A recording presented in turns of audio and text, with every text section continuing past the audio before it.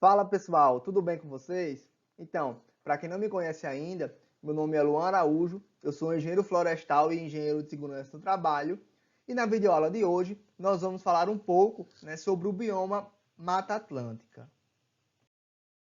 A Mata Atlântica é uma das florestas úmidas mais ricas em biodiversidade do planeta, sendo considerado um hotspot mundial, não só pela elevada biodiversidade, mas também pelo acentuado grau de endemismo que carregam.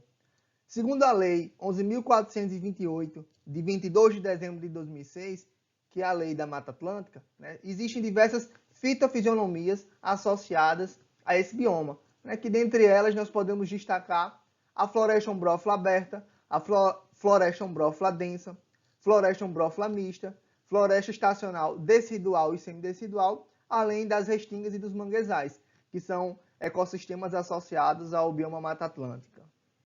Dentre as principais características ecológicas das formações florestais associadas à Mata Atlântica, nós podemos destacar, como por exemplo, predominância de árvores de médio e grande porte e presença de árvores emergentes. Luan, o que é que seria árvores emergentes? Árvores emergentes, pessoal, são aquelas árvores que se destacam no dossel da vegetação, ou seja, são as árvores que possuem uma altura maior do que o porte médio da vegetação. Então, na nossa ilustração, nós teríamos esse nível como sendo o nível do porte médio da vegetação e esse nível como sendo as árvores emergentes, indicando quem seriam as árvores emergentes na floresta.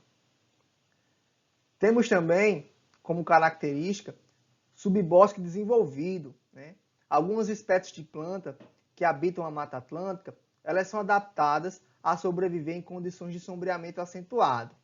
Sendo assim, elas permanecem vivas no subdossel da vegetação por longos períodos para que, caso ocorra um impacto, como por exemplo um vendaval que venha a derrubar um conjunto de árvores na floresta, essas plantas remanescentes, essas plantas que compõem o subbosque, elas possam rapidamente colonizar o ambiente, crescer e mitigar os possíveis danos causados pela floresta em função do distúrbio ambiental, em função do vendaval que provocou, por exemplo, a queda de árvores na floresta.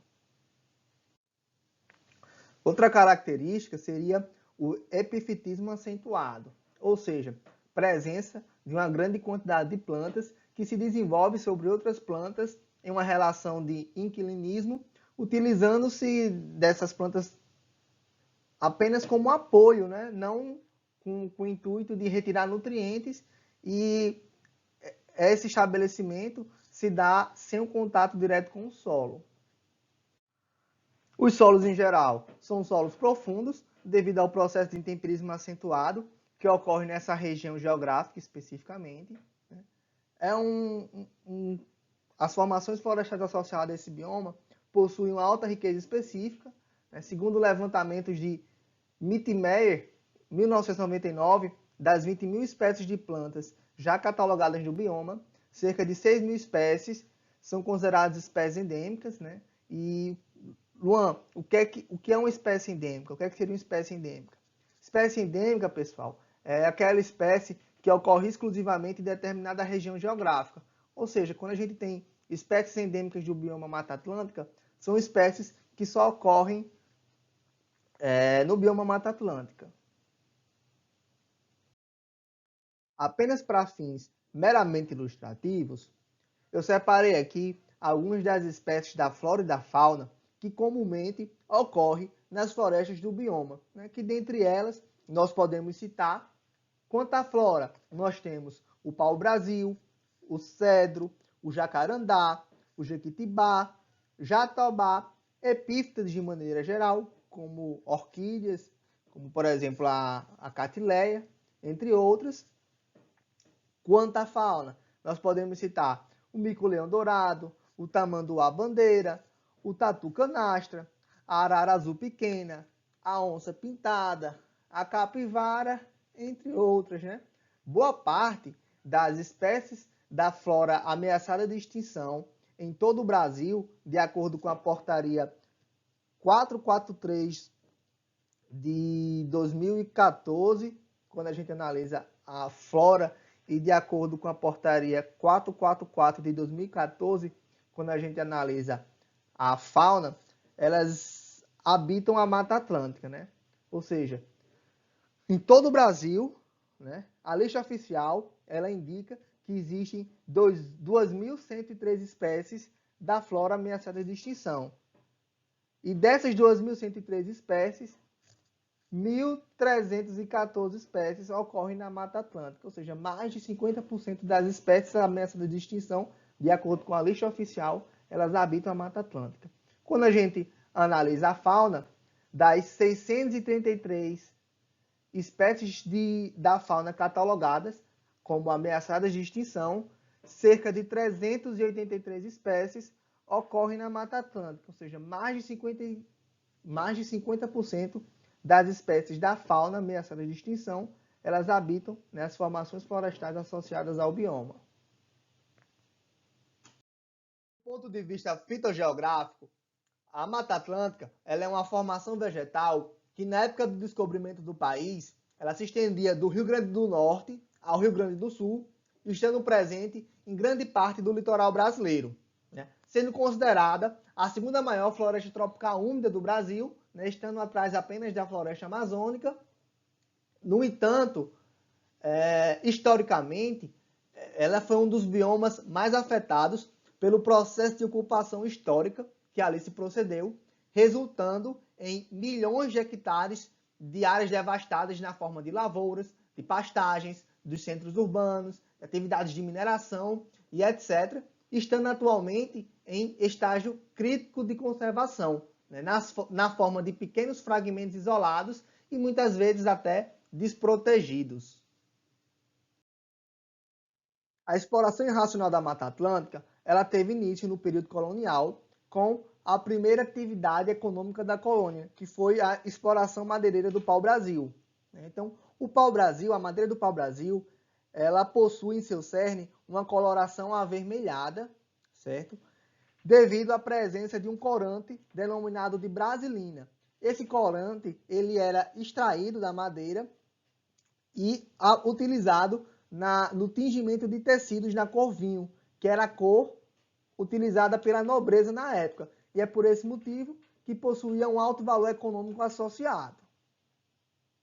Entre os séculos XVI e XVII, a principal atividade econômica era a cana-de-açúcar, sendo necessária a devastação de extensas áreas de floresta para a implantação das monoculturas, principalmente na zona da Mata Nordestina, que foi a região onde surgiu os primeiros canaviais. Devido à falta de práticas conservacionistas associadas, né, à conversão dessas florestas na monocultura, os sucessivos ciclos de colheita eles contribuíram para o empobrecimento do solo e, consequentemente, para o aumento das áreas degradadas.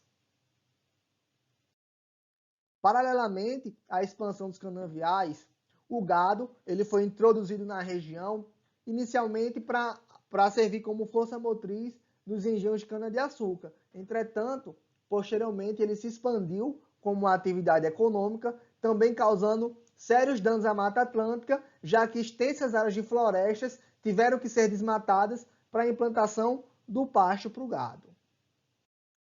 Ainda no século XVII, o cultivo do cacau ele se estabeleceu como atividade econômica, principalmente na região sul da Bahia e no norte do Espírito Santo, né? O cacau ele era cultivado em sistemas de cabruca, que era um sistema onde se mantia as árvores maiores da floresta e para o sombreamento do cultivo do cacau, que ocorria no subdossel da floresta. Apesar dessa atividade, ela ser uma atividade bem menos impactante quando a gente compara com as já mencionadas, mesmo assim, ainda existem impactos associados a esse tipo de atividade, principalmente sobre os estados inferiores da floresta e sobre a regeneração natural. No século XVIII, a principal atividade econômica foi o ciclo do ouro, a exploração mineral. A exploração mineral ela se deu nos estados de Minas Gerais e Mato Grosso, sendo necessário o desmatamento de extensas áreas de floresta para lavra mineral, né, para a exploração do minério, que no caso era o ouro. E a gente sabe que a exploração do mineral é uma das atividades mais impactantes, né, do ponto de vista ambiental, e o resultado disso foi o aumento da devastação das áreas e, consequentemente, o aumento de áreas degradadas associadas a esse tipo de atividade. No século XIX, a principal atividade econômica era o café. Essa atividade ela se concentrou na região do Vale da Paraíba, na Baixada Fluminense, no sul de Minas Gerais e, posteriormente, em Campinas, em São Paulo, e em Ribeirão Preto, também em São Paulo, onde foi necessário o desmatamento de extensas áreas de floresta para a implantação das monoculturas de café. Associado à exploração da cultura do café, a construção de ferrovias, até mesmo para o escoamento da produção de café para outros municípios ou outros estados, ela foi necessária, contribuindo também para o aumento do desmatamento das florestas do bioma Mata Atlântica. Entre os séculos 19 e 20, foi a vez do desenvolvimento industrial, com a concentração de indústrias, principalmente na região centro-sul do país, onde a retirada da matéria-prima das florestas para o abastecimento das indústrias acompanhou a expansão dos grandes centros industriais. E nos dias atuais, o crescimento urbano, associado ao consumo dos recursos naturais e à pressão antrópica ocorrente no litoral, além das faltas de políticas públicas que incentivem o uso sustentável das florestas do bioma, estão entre os principais fatores que contribuem para a degradação do bioma Mata Atlântica. Dentre outras atividades impactantes, nós podemos destacar ainda a exploração de madeiras nobres, como, por exemplo, o jacarandá, cedro, a peroba rosa, entre outros, né, que ocorreu não em um período de tempo específico, mas ao longo dos vários períodos da história. Temos também a carcinicultura, né, uma atividade que impacta diretamente os manguezais, que são os ecossistemas associados ao bioma Mata Atlântica.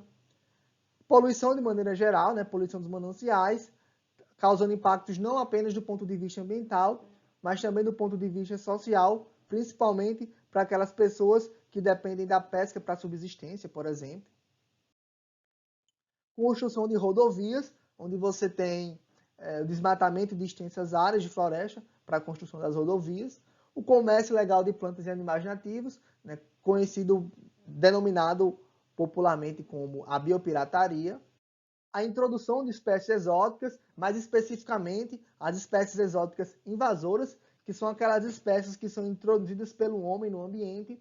No entanto, essas espécies elas acabam se adaptando, né, se estabelecendo e se adaptando até melhor que as próprias espécies nativas do ambiente. Então, elas têm a capacidade de competir pelos recursos do meio, podendo causar alterações na estrutura e na florística da vegetação e até mesmo culminar na extinção de espécies nativas que não sejam resistentes à competição interespecífica, né, à competição entre espécies.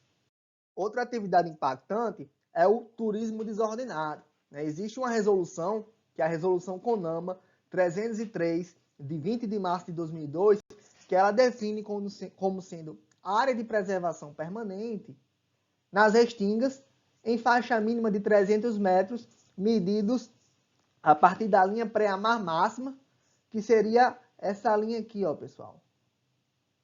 Essa linha mais escura, ou seja, é a linha da maior maré. Ou seja, dessa linha para cima, 300 metros, seria considerado área de preservação permanente. E em dunas também. E na prática não é isso que a gente observa, né? A gente tem aqui ó, hotéis sendo construídos em áreas de preservação permanente e atividades de turismo também ocorrendo em ambientes que são denominados áreas de preservação permanente. E o resultado desses sucessivos ciclos de exploração do bioma ao longo dos anos, ele se traduz em uma redução drástica da cobertura vegetal.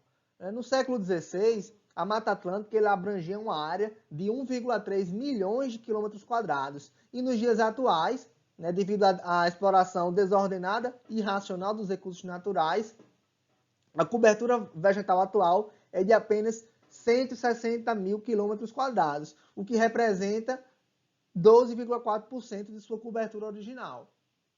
Apesar disso, os movimentos conservacionistas eles têm atuado de diversas formas com o intuito de estimular a sustentabilidade associada à utilização desordenada da Mata Atlântica.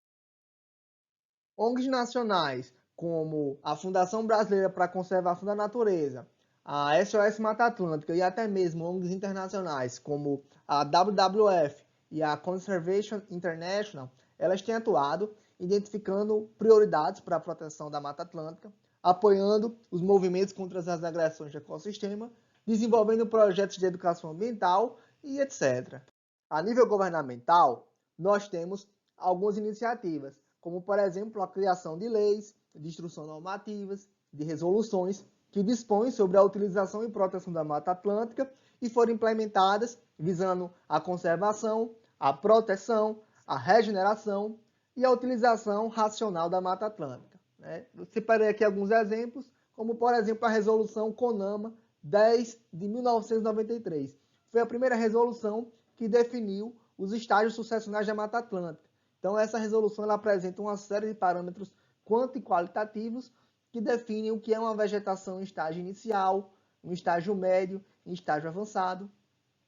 Temos também a Lei 11.428 de 2006, que é a Lei da Mata Atlântica. Essa lei ela discorre sobre o uso da Mata Atlântica de forma geral. Então, ela aborda quando é possível suprimir vegetação em estágio médio, em estágio avançado, em estágio inicial, quais são os tipos de empreendimentos que podem suprimir vegetação nativa do bioma Mata Atlântica, ou seja, se é uma atividade de utilidade pública, de interesse social, de baixo impacto, se não se enquadra como nenhuma dessas atividades, como é que pode ser feito, e etc. E temos também a Lei 12.651, de 2012, que é o novo Código Florestal, que possui uma série de capítulos, incisos e artigos que discorrem sobre proteção e utilização da vegetação nativa.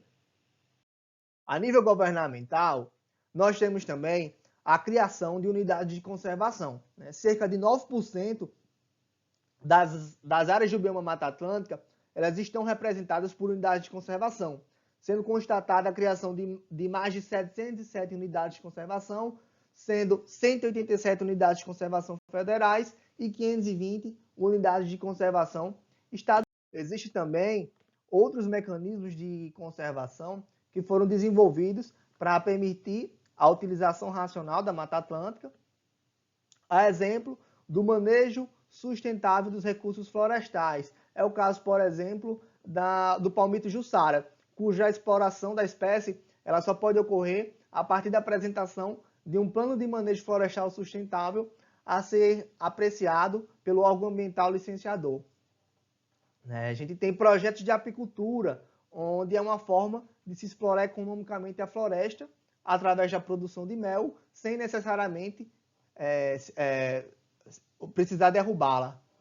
Temos a Agenda 21 local, também temos o ICMS ecológico, que é um mecanismo tributário que possibilita que os municípios tenham acesso a parcelas maiores do ICMS arrecadado pelo Estado, pelo simples fato desse município ele ter adotado medidas que visam a proteção do meio ambiente, como, por exemplo, a criação de unidades de conservação municipais, entre outros mecanismos. Entretanto, pessoal, ainda existem lacunas a serem preenchidas no campo do desenvolvimento sustentável, até que se alcance uma relação equilibrada e sadia entre as atividades econômicas e sociais e a Mata Atlântica. Então, pessoal, era isso que eu tinha para trazer para vocês. Fica aqui o meu obrigado. E se você gostou do vídeo, eu gostaria de pedir que você se inscrevesse no canal, curtisse o vídeo, compartilhasse com as pessoas que você acha que tem interesse. E fazendo isso, você vai acabar nos ajudando a crescer o canal e levar esse tipo de conteúdo para mais e mais pessoas. Obrigado e eu vejo vocês em um próximo vídeo.